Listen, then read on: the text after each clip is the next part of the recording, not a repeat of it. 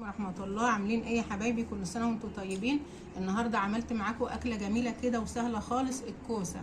عملتها بطريقة جميلة خالص وسهلة للمبتدئين، يعني اي حد هيخش المطبخ لسه هيعملها في ثواني، ولا تقلية بصل ولا اي حاجة بقى. انا ضربت كله في الخلاط مع بعضه. جربوا بقى طريقتي دي وكملوا الفيديو وشوفوا الطريقة دي هتعجبكم كتير. طعم وريحة في منتهى الجمال. حطالها توم مخليها جميلة جدا جدا جدا وكزبرة ناشفة. كملوا الفيديو يا حبايبي بقى، ما تنسونيش في اللايك والاشتراك وكومنت جميل منكم.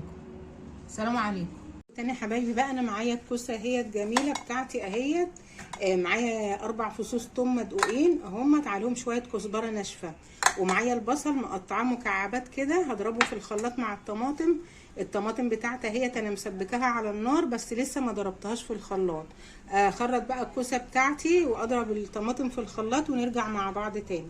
تاني يا بنات، خلطت الكوسه بقى اهيت مكعبات جميله كده، وضربت الطماطم في الخلاط مع البصلايه مع قرن فلفل اهم. الفصين التوم اهمت، 4 فصوص توم على الكزبره اللي قلت لكم عليها اهي. انا بقى حطيت حله على النار اهيت، هحط فيها شويه زيت، كام معلقتين كده زيت. خلاص معلقتين الزيت سخنوا، وهحط التوم بقى.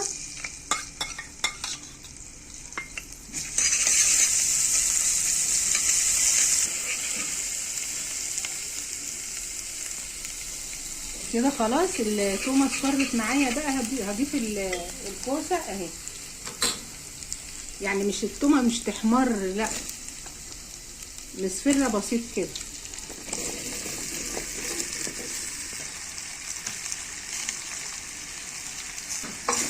هقلب بقى التومه مع الكوسه كده اهي. الطريقه دي جميله قوي قوي يا حبايبي. انا ما بحبش اقلب البصله كده، يعني اكتريه اكلي بعمله بالطريقه دي، اي طبيخ عندي بعمله بالطريقه دي.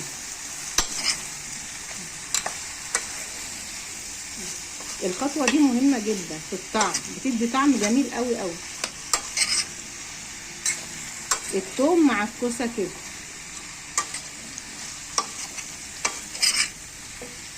بقى الكوسه اتغلفت مع التوم اهو بالشكل ده كده اهو، يعني دقيقتين 3 كده قلبت فيهم. هجيب بقى الطماطم بتاعتي واضيفها لها.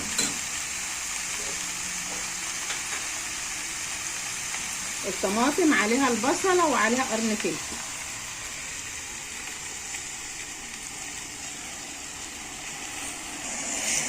جربوا الطريقه دي بقى يا بنات، هتعجبكم كتير.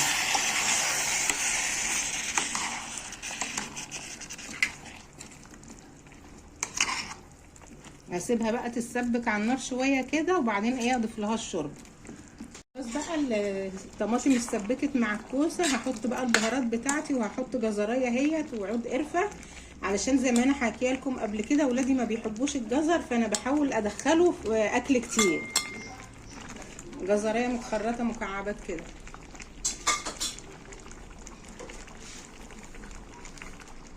الملح بقى بتاعي، الفلفل الاسمر اهو، ودي البهارات ال7، وحطيت بقى عود قرفه.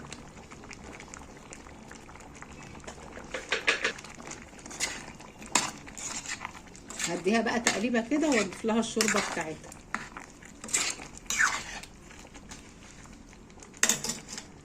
الفراخ اهيت هاخد منها الشوربه اهي.